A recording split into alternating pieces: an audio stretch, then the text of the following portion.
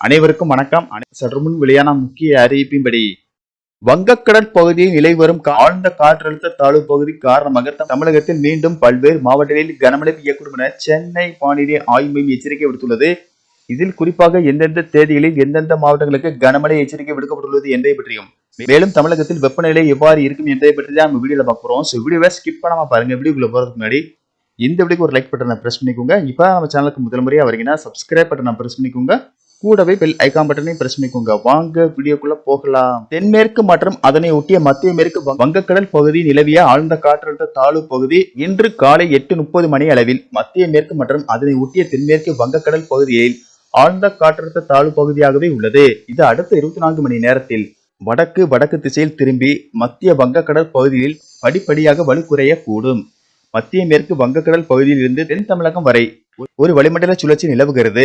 இதன் காரணமாக தமிழகத்தில் ஓரிரு இடங்களிலும் புதுவை மற்றும் காரைக்கால் பகுதிகளிலும் இடி மின்னல் மற்றும் 30 முதல் 40 கிலோமீட்டர் வேகத்தில் பலத்த காற்றுடன் கூடிய லேசானது முதல் மிதமான மழை பெய்யக்கூடும் என்றும் கோயம்புத்தூர் மாவட்ட மலைப்பகுதிகள், நீலகிரி, தேனி மற்றும் தென்காசி மாவட்டங்களில் ஓரிரு இடங்களில் கனமழை பெய்ய வாய்ப்புள்ளது. அதேபோல் நாளை தமிழகத்தில் ஓரிரு இடங்களிலும் புதுவை மற்றும் காரைக்கால் பகுதிகளிலும் லேசானது முதல் மிதமான மழை பெய்யக்கூடும் என்றும் கோயம்புத்தூர் மாவட்ட மலைப்பகுதிகள், நீலகிரி, தேனி மற்றும் தென்காசி மாவட்டங்களில் ஓரிரு இடங்களில் கனமழை பெய்ய வாய்ப்புள்ளது. ஏப்ரல் 11 மற்றும் 12ஆம் தேதிகளில் தமிழகத்தில் ஓரிரு இடங்களிலும் புதுவை மற்றும் காரைக்கால் பகுதிகளிலும் இடி மின்னலுடன் கூடிய லேசானது முதல் மிதமான மழை பெய்யக்கூடும். ஏப்ரல் 13 முதல் 15ஆம் தேதி வரை தமிழகத்தில் ஓரிரு இடங்களிலும் புதுவை மற்றும் காரைக்கால் பகுதிகளிலும் லேசானது முதல் மிதமான மழை பெய்யக்கூடும் என வானிலை ஆய்வு மையம் தெரிவித்துள்ளது. இன்று முதல் ஏப்ரல் 11ஆம் தேதி வரை தமிழகத்தில் அதிகபட்ச வெப்பநிலை ஒரு சில இடங்களில் 2 முதல் 3 டிகிரி செல்சியஸ் படிப்படியாக உயரக்கூடும்.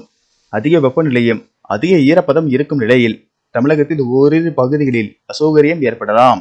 சென்னை மற்றும் புறநகர் பகுதிகளை பொறுத்தவரை இன்றும் நாளையும் வானம் ஓரளவு மேகமூட்டத்துடன் காணப்படும் என்றும் அதிகபட்ச வெப்பநிலை 36 முதல் 37 டிகிரி செல்சியஸும் குறைந்தபட்ச வெப்பநிலை 27 முதல் 28 டிகிரி செல்சியஸை ஒட்டி இருக்கக்கூடும். நன்றி, வணக்கம்.